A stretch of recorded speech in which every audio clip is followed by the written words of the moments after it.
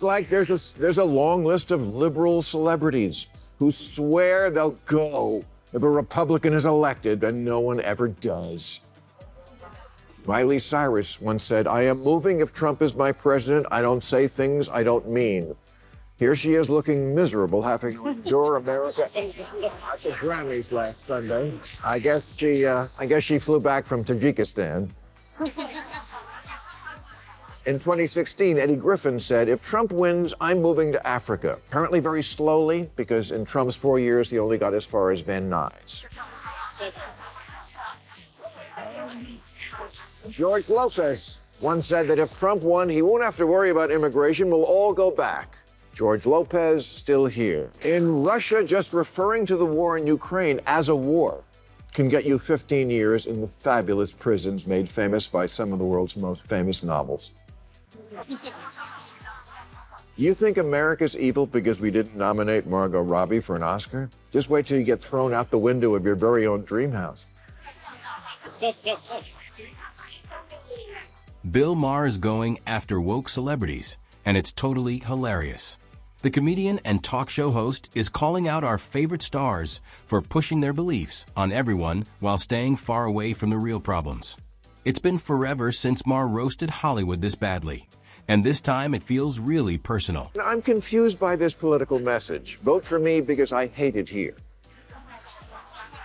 Now, does America have big problems? Yes, I've often cited the America sucks list. Things like being 54th in the world in infant mortality behind Cuba, 19th in literacy behind Russia, 72nd in female representation in government behind Iraq. A lot of work to do here. And is it possible for a country to lose itself so much that leaving it is justified?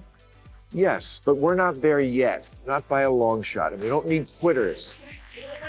We need people who will stay and fix it. Bill Maher started the segment with a powerful wake-up message to America's so-called smart elites.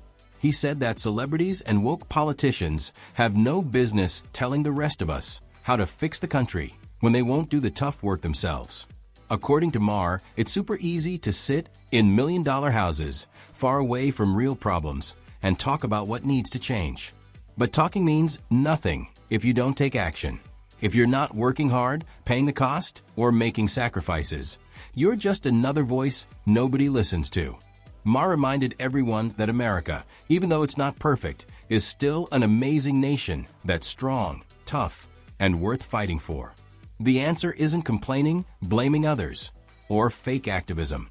It's taking action, being responsible, and everyday people stepping up to make things better. Maybe the problem isn't that America isn't worth defending. Maybe the problem is that lots of people today are entitled whiners who have no perspective and no idea how good they have it.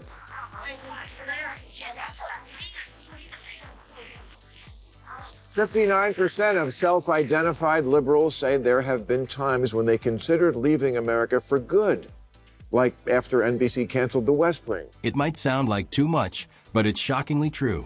Over the years, tons of Americans have loudly announced their big plans to leave the country, often for the silliest reasons you can think of. When Donald Trump got elected, for example, a bunch of celebrities and regular people promised to move to Canada, like that was some brave protest. Yet, as everyone expected, almost nobody actually did it. And it doesn't end there. Some people threaten to leave just because the nation won't follow trendy ideas that don't make sense. Instead of staying to help fix the country they say they love, they fantasize about running away. Maher's point couldn't be more obvious. Real love for your country isn't about dramatic exits or empty promises. It's about staying, facing problems directly, and working to make America stronger than it's ever been. I don't get it. You want so badly for every immigrant to come to this country and experience the good life, but somehow it's so terrible you want to leave?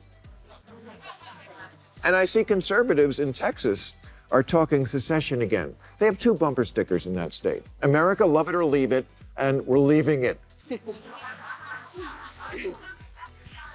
Exactly. Celebrities and politicians love sending confusing messages that leave their fans totally puzzled. On one side, they talk about opening America's doors wider, welcoming everybody, and promising endless chances for success. Yet in the very next moment, They announce how embarrassed they are of the country and threaten to leave if things don't go their way. The contradiction is huge. If America is so awful, why tell others to come here? And if it's truly the land of freedom and opportunity, why threaten to abandon it every time there's an election? This isn't real passion, it's total hypocrisy. Maher nailed it when he showed this double talk, proving just how fake and selfish it really is. Just like there's a long list of liberal celebrities who swear they'll go if a Republican is elected, and no one ever does. Miley Cyrus once said, "I am moving if Trump is my president. I don't say things I don't mean." Here she is looking miserable, having to endure America at the Grammys last Sunday. Here's the really funny part.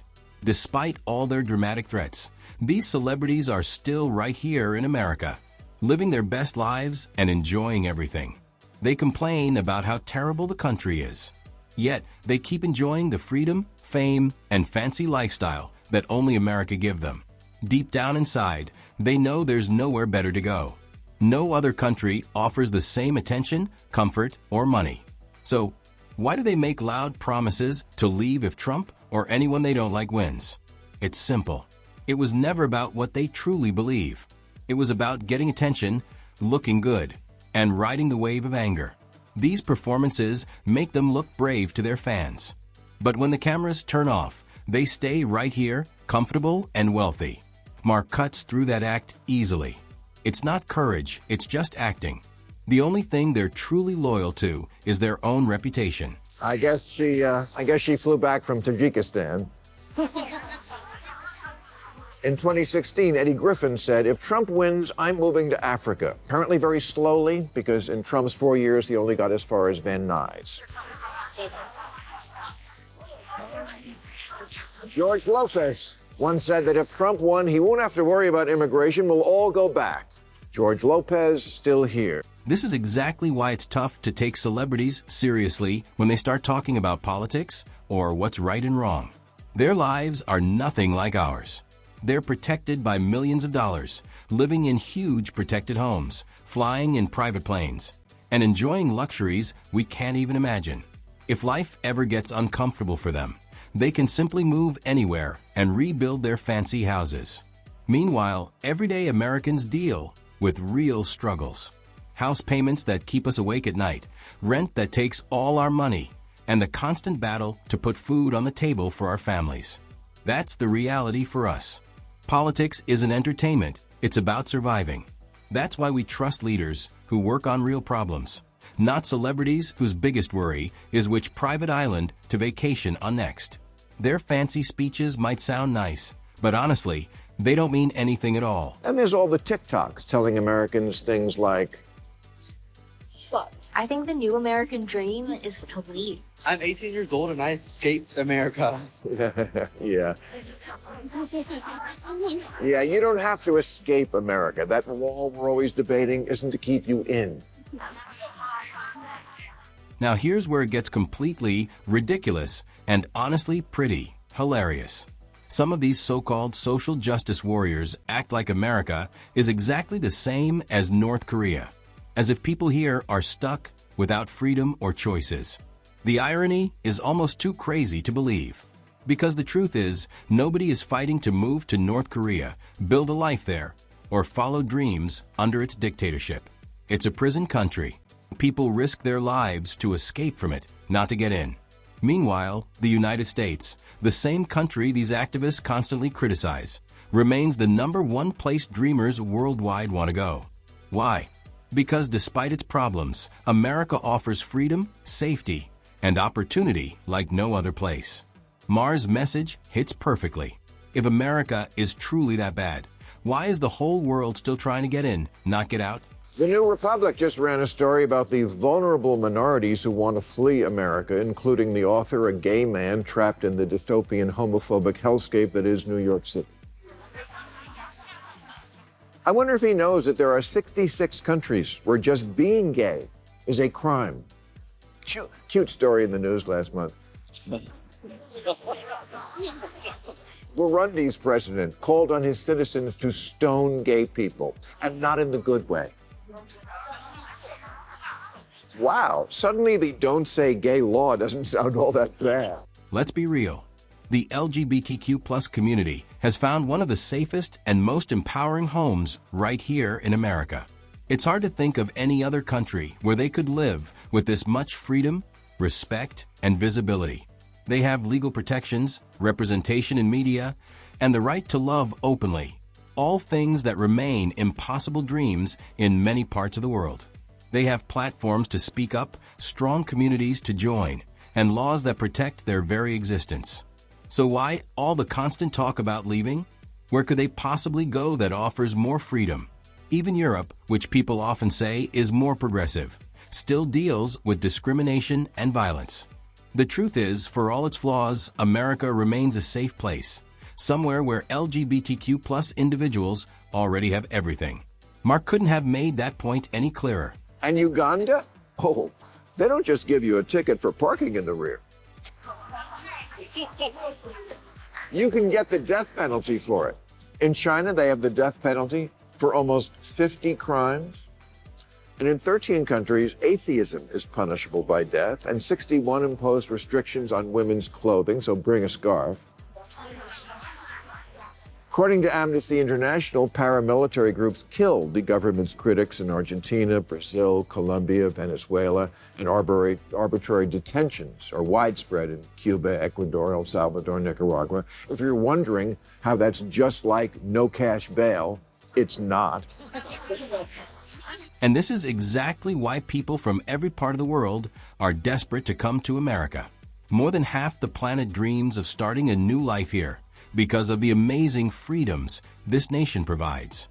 Freedom to speak your thoughts without being scared, to choose your own direction, and to chase the life you want.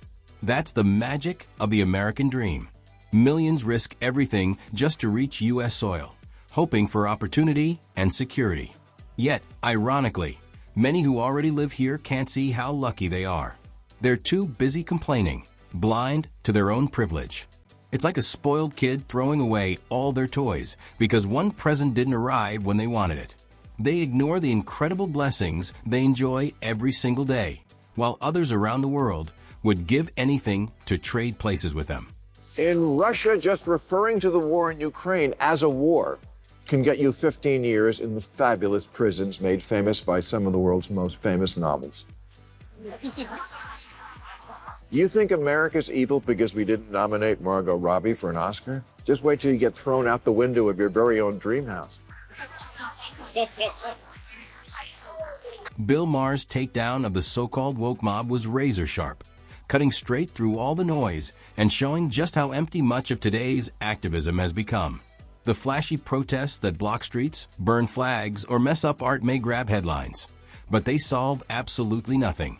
Meanwhile, the same celebrities and politicians shouting about oppression do it from their expensive mansions, enjoying the very freedoms they claim are being attacked.